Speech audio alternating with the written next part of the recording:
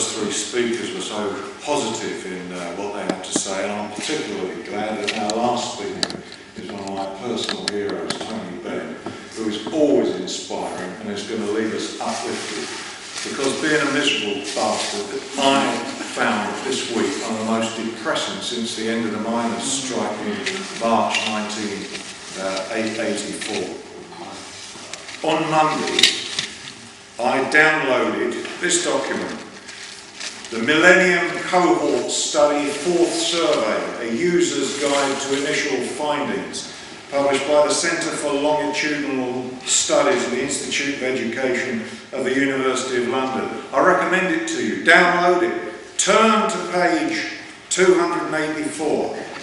At page 284, we are told that using a test of poverty, which is 60% of the national median equivalised household income, it's possible to tell how many families with children live in poverty.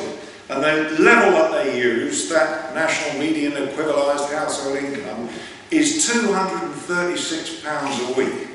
Below that, they regard that as serious poverty.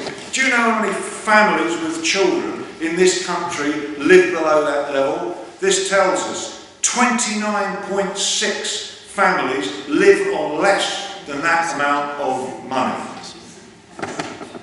They say, since that is the sample they've looked at is a nationally representative sample, that poverty level can be taken as an estimate of the extent of poverty in UK families who had a child close to age 7 during the time period of this survey, the 13 months beginning January 2008. Think of that. More than 1 in 4, getting on for 1 in 3 children in this country at the age of 7 are living in families in severe poverty. And they look back as well and tell us how it's changed. They're looking at this cohort of children, this bunch of children that they've followed since the year 2000. When those kids were 9 months old in the year 2001 to 2002, the rate of poverty was 29.4%.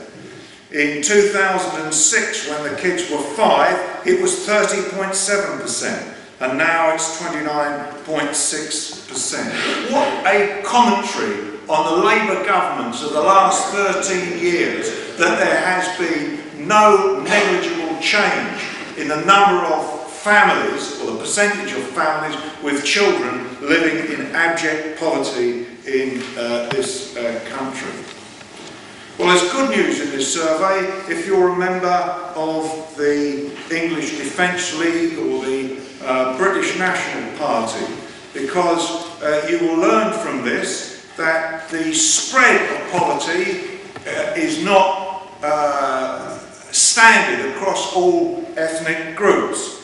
Amongst Pakistani and Bangladeshi families, the rate of the proportion of families in abject poverty is 73%.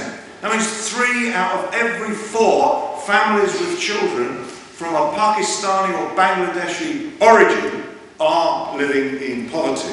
Black families have the next highest rate at around 51%. And the rate for whites, in case you thought that that might be minimal, is still 20%, 1 in 5 white kids. Of course, in talking about those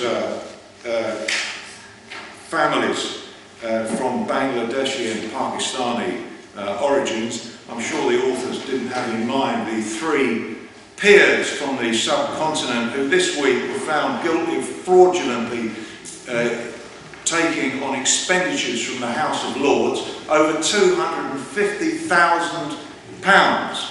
And it's interesting to see how Parliament treated peers who fiddle their expenses and take money from the taxpayer, given the Dem coalition's attitude to spongers lower down the economic spectrum.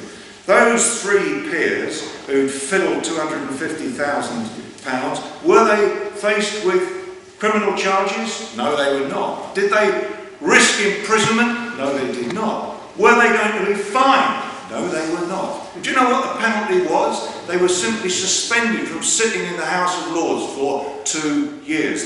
They could even keep their titles. One rule for the rich and one for the poor. Well, that was Monday. Wednesday, of course, was the Osborne cuts announced, and the previous speakers have said enough about that analysis for me to say no more. They didn't mention that on Thursday, of course, the Institute of Fiscal Studies, a highly respected economic think tank, published its review of those cuts and found them to be contrary to the condemned claims, found them to be regressive. That is to say that those cuts will impact more on the families, the 29.6% of families with children already living in poverty, than they will on the rich. And then on Friday, yesterday, we had the second reading of John McDonnell's bill, which I've got here, the Lawful Industrial Action Minor Amendments Bill. Let me tell you about this bill. I drafted it, so I know a little bit about it. This bill was intended to remedy the chain of cases in which injunctions have been granted against trade unions over the last year or so. If you come to my workshop later, I'll tell you about all my many forensic defeats on these cases, and you can relish my good advocacy in those cases. But the problem with those cases is twofold. First of all, injunctions were granted to stop strikes regardless of the overwhelming majority in favour of taking industrial action in the pre-industrial action ballots. That had no impact on the courts whatsoever. And the second problem that those cases show is that the irregularities, the breaches of the law, which the employers use to hang their claim for an injunction and which the courts uphold, those breaches themselves, those irregularities, had no adverse impact on the employers. So the employers were complaining, take the last BA case, the employers were complaining that the union hadn't properly notified its own members of the full results of the BA cabin crew ballot. They weren't complaining that the BA suffered any adverse consequence because of that irregularity. It mattered not a damn to them whether Unite had conveyed the full results to the membership or not.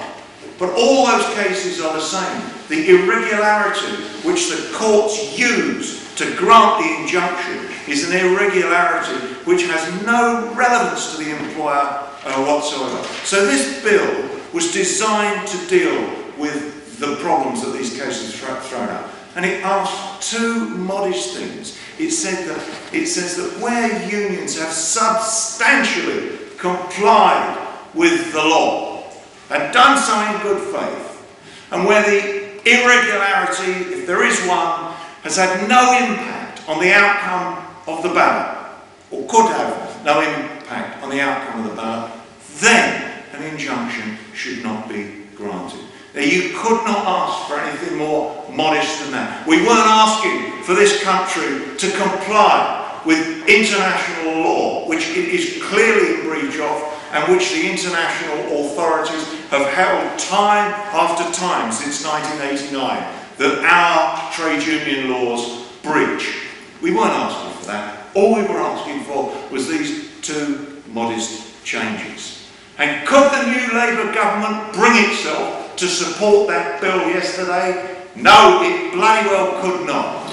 And the consequence was John McDonnell and his team managed to get 87 members into the chamber yesterday afternoon to support the bill, but you need 100 members to form a quorum to allow the bill to progress, and we bloody well failed. Can you believe that? The Labour government Labour leadership under our new leader could not bring themselves to support that. So the unions now are in the same position as they were before. They are tied up with legal red tape. They cannot properly exercise the right to strike, and that's a very serious matter in dealing with the cuts and the war that has been declared on working class people in this financial review. And then on Saturday, I think Tony's already mentioned it, that's today, I was looking on my BlackBerry for my usual alert from the TUC to see what the latest news is, and the TUC announced that there will be a demonstration in early March 2011 on a Saturday against these cuts. I mean, what a contrast to the newspapers this week reporting on events in France. The French trade union movement, all three centres, politically divided, with the lowest proportion of workers in membership of trade unions anywhere in Europe. Only 1 in 10 French workers is a member of a French union. The French unions combined together, and 3 million people have been on the streets of France. They've closed down the airports, they've closed the railways, they've closed the fuel supplies, and they are taking this austerity measures very, very seriously indeed. And when you consider that the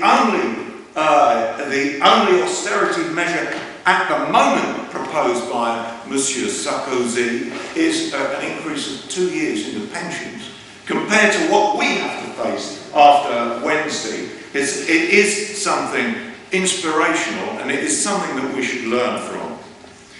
So the answer is, of course, not to be depressed, which is one's natural reaction. The answer is to be angry. And the answer is to harness that anger and do the sorts of things that colleagues have spoken about on the platform this morning. There is resistance. There are organisations. The People's Charter that Hendy spoke about, first thing, the Coalition for Resistance, the Right to Work campaign and so on. All organisations, all political parties on the left, all people that are concerned about the fate of working people have got to come together, make common cause and build a popular front of resistance. Thanks for listening.